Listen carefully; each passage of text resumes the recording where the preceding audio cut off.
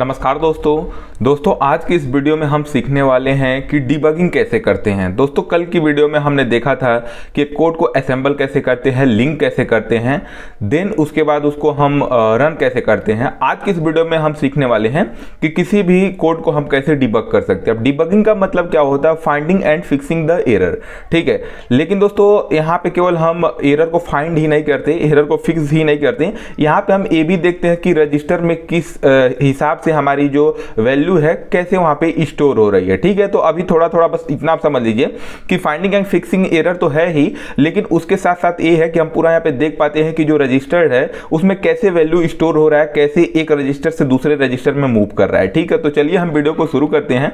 Video पसंद आए तो वीडियो को लाइक और चैनल को सब्सक्राइब करिएगा। आइए वीडियो को शुरू करते हैं। तो सबसे पहले हम टर्मिनल ओपन करेंगे। टर्मिनल ओपन करने के लिए सिंपली हम यहाँ पे प्रेस करेंगे Ctrl+Alt+T, तो हमारा यहाँ पे टर्मिनल ओपन हो जाएगा। सिंपली हम इसको मैक्सिमाइज कर लेंगे और यहाँ पे कमांड देंगे get it addition.asm। अभी जो मैंने कल कोड लिखा था हम उसी कोड को देखने वाले हैं, तो इसकी वजह से जो हमारा कल वाला फाइल था मैं उसी को ओपन करता हूँ, ठीक है। तो अभी मैंने यहाँ पे फाइल ओपन कर लिया, ठीक है। अब यहाँ पे जरा आज हम थोड़ा जो कोड है उस पर भी नज़र डालेंगे, थोड़ा बेसिक चीज़ें देखेंगे, ठीक है। उसके बाद इसको डिटेल में तो हम देखेंगे आगे आने वाले वीडियो में, थोड़ा सा आज बेसिक यहाँ पे देखेंगे। तो सबसे पहले यहाँ पे क्या है आप देखिए, यहाँ पे 3 सेक्शन होता है, ठीक है। सबसे पहला जो सेक्शन होता है वो डाटा सेक्शन है, सेकेंड BSS सेक्शन है और थर्ड जो है टेक्स्ट सेक्शन है, ठीक है। अब ये 3 सेक्शन है, इन तीनों सेक्शन का अपना अपना इंपॉर्टेंस है। वो क्या इंपॉर्टेंस है वो हम जानते हैं, ठीक है।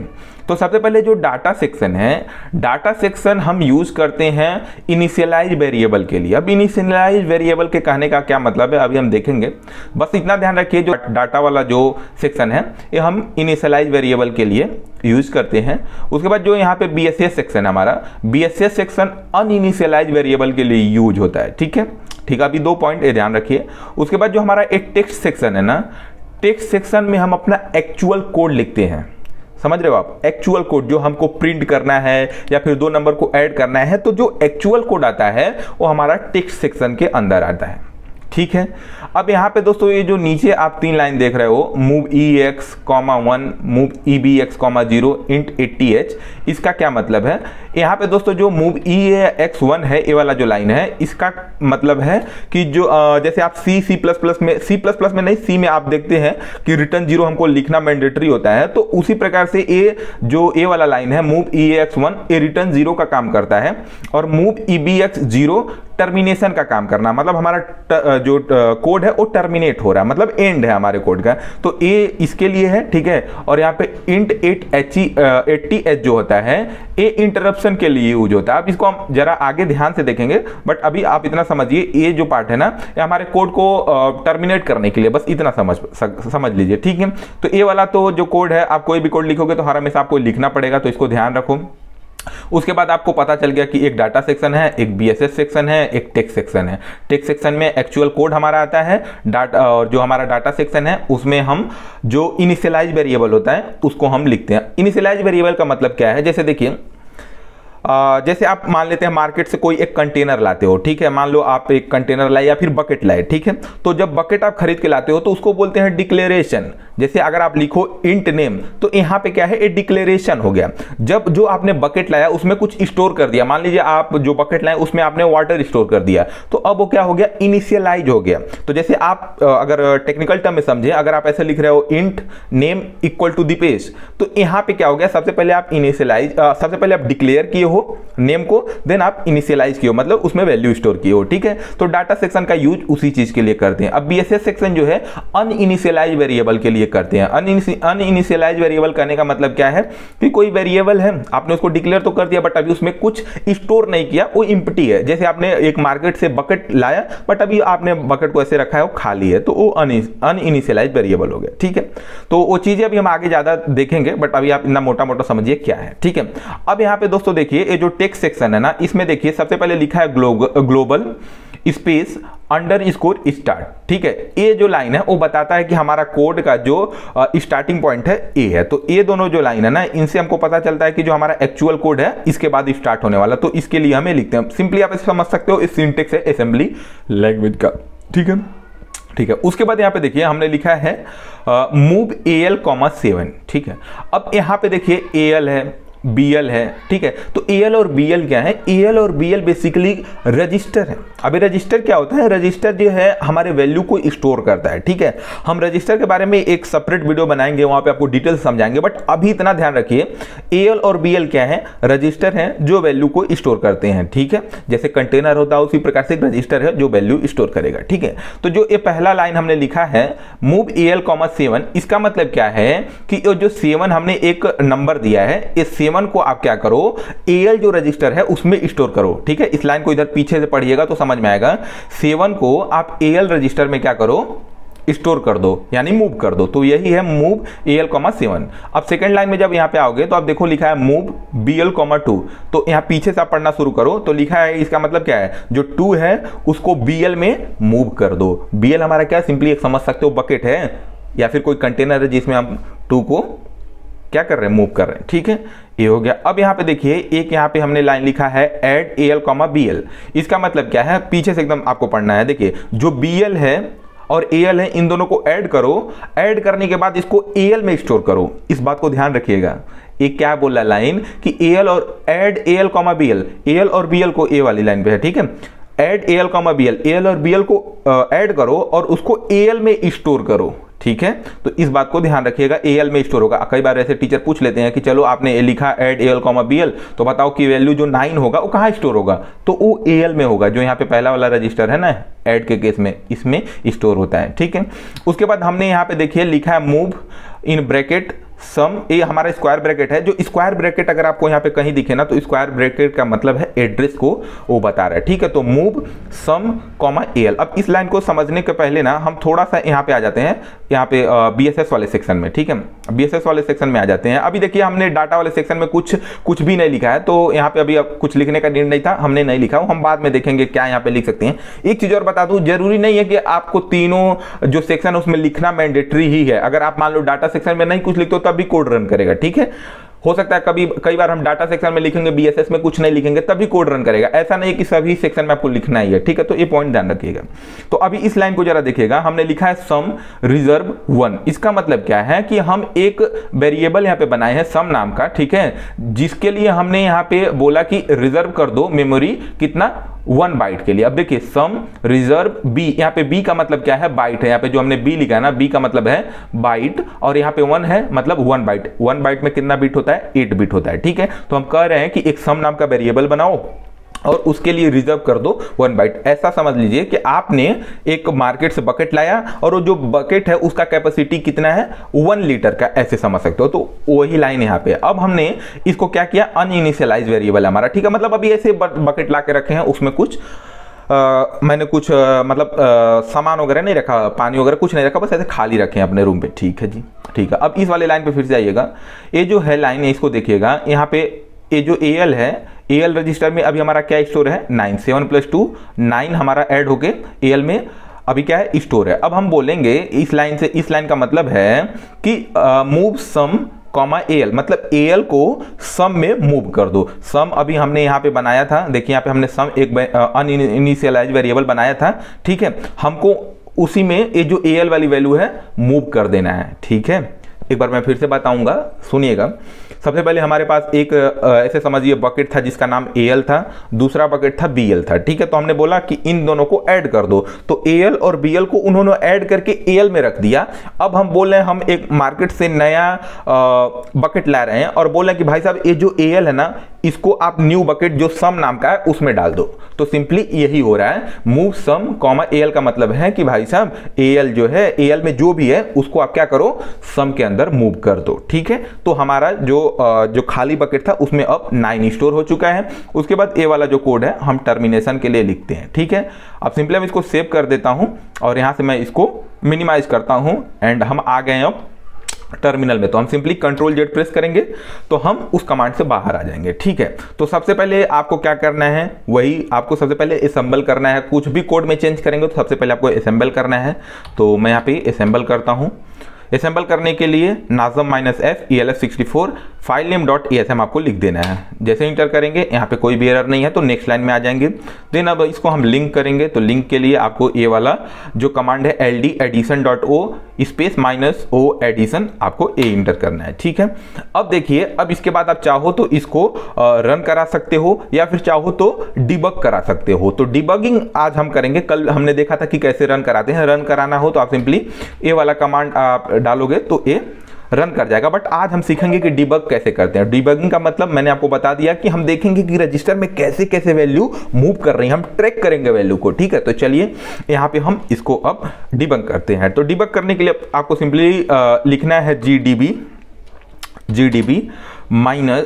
स्पेस gdb के बाद स्पेस डॉट स्लैश और जो भी फाइल का नेम है वो दे देना है। तो एडिशन है तो मैं यहाँ पे एडिशन लिख दूंगा। देन हम इसे इंटर करूंगा, ठीक है।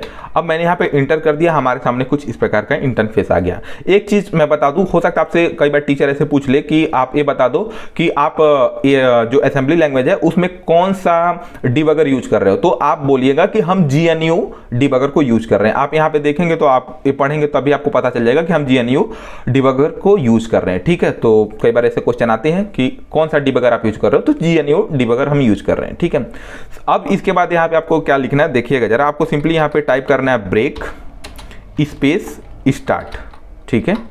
अब ये ब्रेक स्पेस स्टार्ट जो मैंने दिया, break space underscore start, इसका मतलब क्या है? जो यहाँ पे मैं एक बार कोड में आता हूँ, यहाँ पे आप देख पाओगे जो हमने यहाँ पे टेक्स्ट सेक्शन में लिखा था ग्लोबल स्टार्ट, इसका मतलब ये है कि हमारा कोड यहाँ से स्टार्ट होना चाहिए ना। तो हम वही यहाँ पे बता रहे हैं कि भाई साहब आप जो हमारे कोड को डिबग करने जा रहे हो वो कहाँ से स्टार्ट करना है। तो हमने वहाँ पे बताया ब्रेक स्टार्ट, जो यहाँ पे स्टार्ट वाला जो हमने कमांड दिया ना, यहाँ पे देखिए स्टार्ट जो यहाँ पे हमने लिखा ना, यहाँ से आपको डिबगिंग करना है, तो हम बता रहे हैं इसको, ठीक है। तो ये हमने कमांड देके जैसे इंटर करेंगे तो अभी आपके सामने कुछ ऐसा शो करेगा, ठीक है। ब्रेक पॉइंट 1 एट ए एड्रेस दिखाएगा, ठीक है। तो हम इसको देख लेंगे। इसके बाद हमको सिंपली यहाँ पे टाइप करना है रन, देन अगेन इंटर करना है।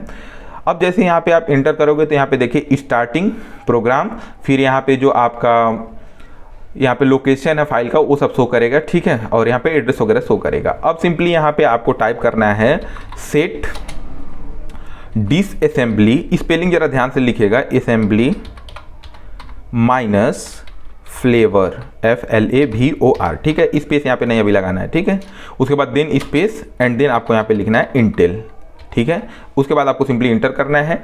इंटर करने के बाद फिर आपको यहाँ पे टाइप करना है डिसअसेंबल, स्पेलिंग जरा ध्यान से देखिएगा, कई बार होता है मिस्टेक स्पेलिंग में, ठीक है। तो डिसअसेंबल एक बार मैं स्पेलिंग चेक करता हूँ, असेंबल, ठीक है।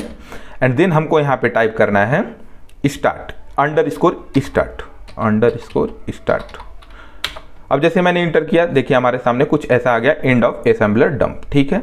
अब यहाँ पे सिंपली आपको टाइप करना है लेआउट ASM।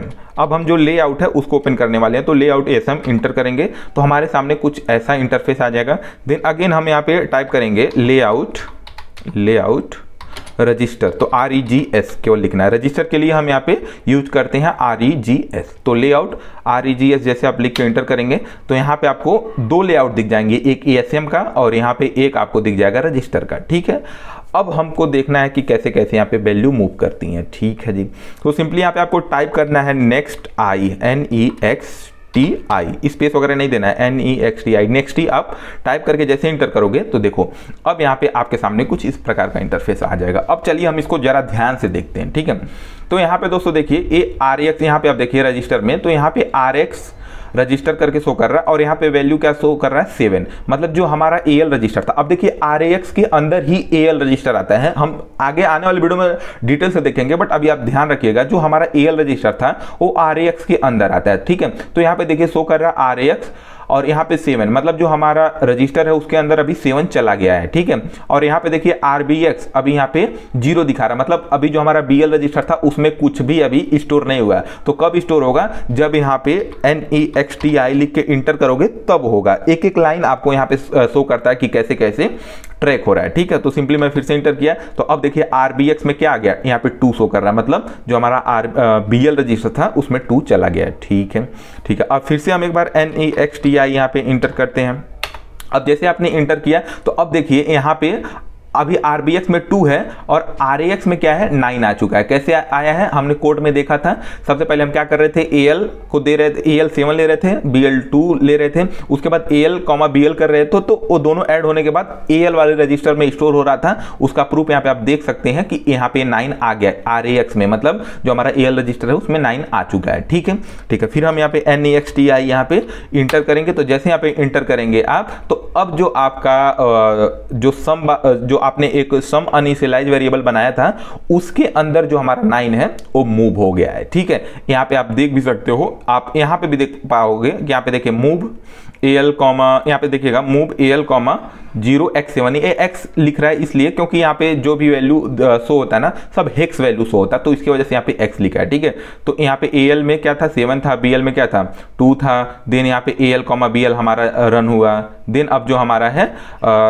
दोनों को ऐड करके सम में स्टोर कर दिया गया है। ठीक है, तो यहाँ पे एक ऐसे ऐसे धीरे धीरे लाइन चलती है। ठीक है, अब चाहो तो आप इसको प्रिंट भी कर सकते हो। ठीक है, तो अब हम प्रिंट करते हो, तो प्रिंट करने के लिए स्टेटमेंट आपको लिखना पड़ेगा x/x एंड स्पेस, देन यहाँ पे आपको लिखना है एंड, और यहाँ पे लिखना है सम।